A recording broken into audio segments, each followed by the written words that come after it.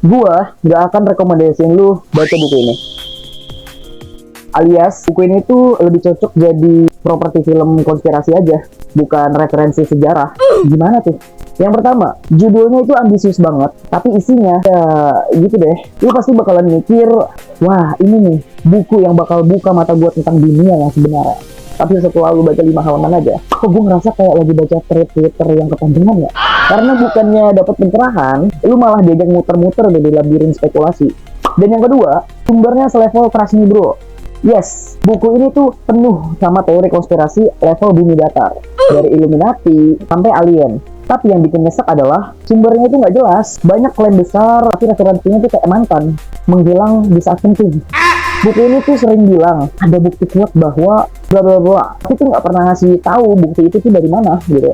Bro, maksud gua kalau misalkan lu nulis sejarah tapi takut ngasih sumber, itu bukan buku sejarah, itu fanfiction tentang dunia versi lo sendiri aja.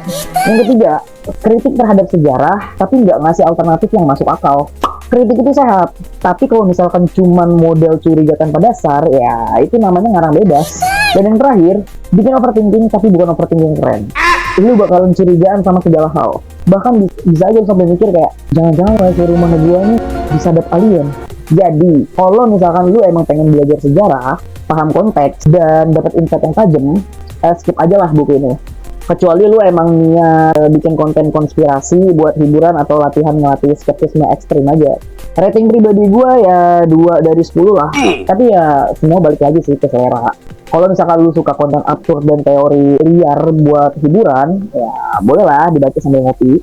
Tapi kalau misalkan lu haus ilmu dan beneran pengen tahu sejarah dunia yang sebenarnya, ya mending cari buku lain aja yang diakuin sama para sejarawan gitu.